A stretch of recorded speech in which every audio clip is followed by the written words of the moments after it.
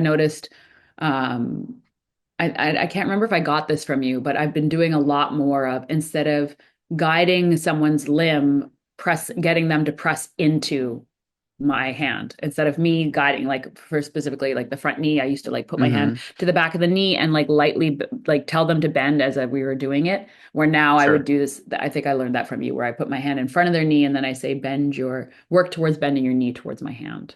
You know what I Yeah. mean, kind of thing. So then it empowers them to actually do the movement versus like more of a manipulation kind of thing. Hmm. Um, and I'm going to bring it in. You didn't say it's explicitly here, but one of the greatest pieces of feedback that I got from you in terms of, I remember when I was afraid of hurting people when I first started teaching, and you said, it takes a lot to injure. Like you're not gonna like, you're not gonna. I think it was when I sprained my hamstring, and I was like, oh my God, I think it's from this forward fold, and you're like, cool. It's Yeah. probably been from a long. Oh, we talked about it in our last talk. It was like Yeah. it's a long way coming. It doesn't just show up today. So, and that's Right. something that I try Yeah. to Yeah. remind teachers is like, as long as you're empowering people to listen to themselves as you offer the cues and things, like you are not in charge. Like they are the boss of themselves. We are not the boss of them. Hmm. And the only time when that can get a little bit tricky is, I feel like, when if you do a very strong like hands-on adjustment.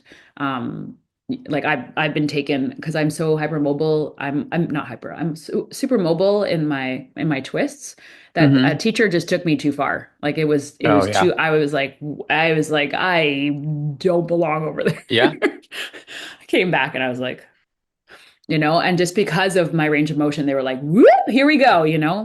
Hmm. And I did learn from that, where next time I would push back. I just Right. went with them. And so Mhm. that's the other part that I've been curious, uh, and it's a conversation that we're having in the yoga community in terms of consent and touching people, like giving hands-on Hmm. assist. That's a big thing that's showed up in the last like 5 or 6 years of how do we ask for consent. So part of that is understanding, like, as you're giving the adjustment, that you're doing it in a range that is comfortable in their bodies. And for me, one of Yeah. the greatest indicators is like looking at people's faces and then listening to their breath. And those two Hmm. things are going to tell me how it's integrating what's happening. And moving slowly would be the other one, is don't go in and like whoop.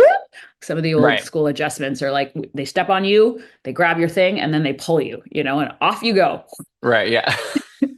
And Yeah. so we're not, yeah, like the Ashtanga style of is like, yeah, they stand on you, they lie on you, and they just put their whole body weight on you, Just go into it. Yeah. Yeah. So Very to contortionist like training. Yeah, Yeah. exactly. Hmm. Which doesn't serve. So like moving with care, and I feel like Hmm. now for me, I'm doing my adjustments are not as strong Sure. in that way. Like I'm just guiding is the way that I've been thinking about it a lot in Yeah. terms of. So you just reminded me a couple things that like, so one, the a contortionist training.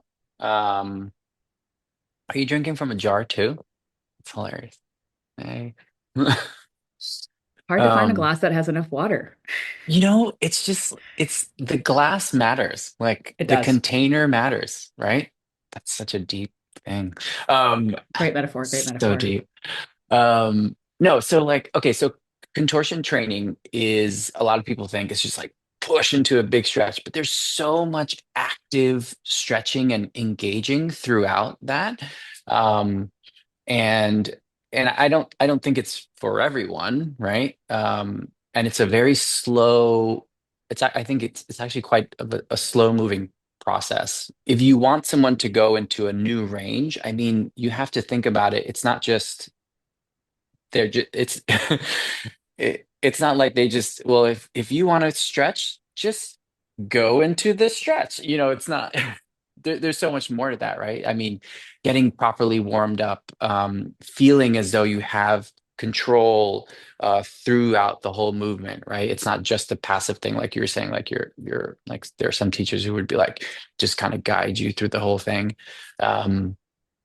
So yeah, I think there's